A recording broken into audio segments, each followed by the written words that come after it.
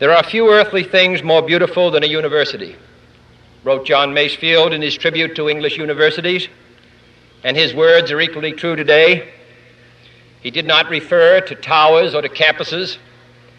He admired the splendid beauty of a university because it was, he said, a place where those who hate ignorance may strive to know, where those who perceive truth may strive to make others see.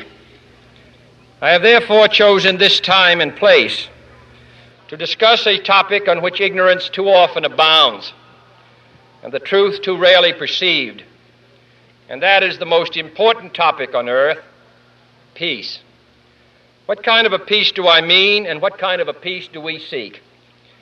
Not a Pax Americana enforced on the world by American weapons of war, not the peace of the grave or the security of the slave. I am talking about genuine peace, the kind of peace that makes life on earth worth living, the kind that enables men and nations to grow and to hope and build a better life for their children. Not merely peace for Americans, but peace for all men and women. Not merely peace in our time, but peace in all time. I speak of peace, therefore, as the necessary, rational end of rational men. I realize the pursuit of peace is not as dramatic as the pursuit of war, and frequently the words of the pursuers fall on deaf ears, but we have no more urgent task. Every thoughtful citizen who despairs of war and wishes to bring peace should begin by looking inward, by examining his own attitude towards the possibilities of peace and towards freedom and peace here at home. First, examine our attitude towards peace itself. Too many of us think it is impossible. Too many think it is unreal. But that is a dangerous, defeatist belief. It leads to the conclusion that war is inevitable, that mankind is doomed, that we are gripped by forces we cannot control. We need not accept that view. Our problems are man-made, therefore they can be solved by man, and man can be as big as he wants. No problem of human destiny is beyond human beings.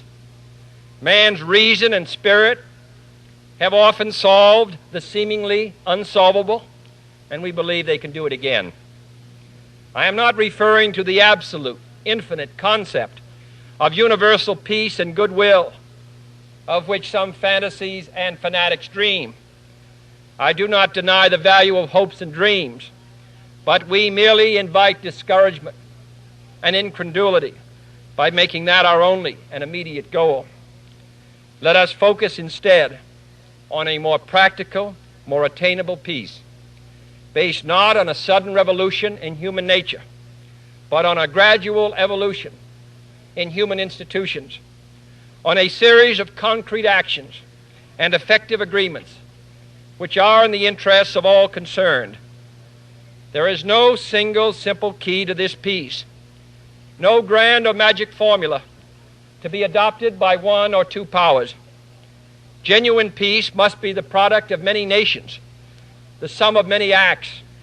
It must be dynamic, not static, changing to meet the challenge of each new generation.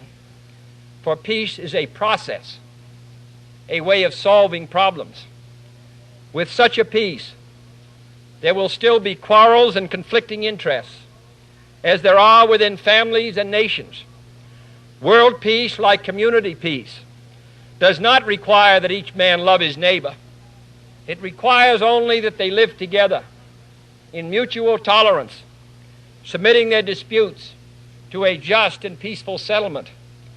And history teaches us that enmities between nations, as between individuals, do not last forever. However fixed our likes and dislikes may seem, the tide of time and events will often bring surprising changes in the relations between nations and neighbors. So let us persevere. Peace need not be impractical, and war need not be inevitable. By defining our goal more clearly, by making it seem more manageable and less remote, we can help all people to see it, to draw hope from it, and to move irresistibly towards it. No government or social system is so evil that its people must be considered as lacking in virtue. So let us not be blind to our differences, but let us also direct attention to our common interests and the means by which those differences can be resolved. And if we cannot end now our differences, at least we can help make the world safe for diversity. For in the final analysis, our most basic common link is that we all inhabit this small planet. We all breathe the same air. We all cherish our children's futures, and we are all mortal. This generation of Americans has already had enough, more than enough, of war and hate and oppression. We shall be prepared if others wish it. We shall be alert to try to stop it.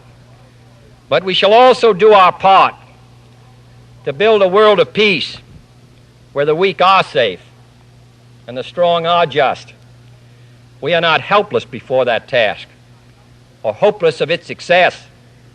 Confident and unafraid, we must labor on, not towards a strategy of annihilation, but towards a strategy of peace.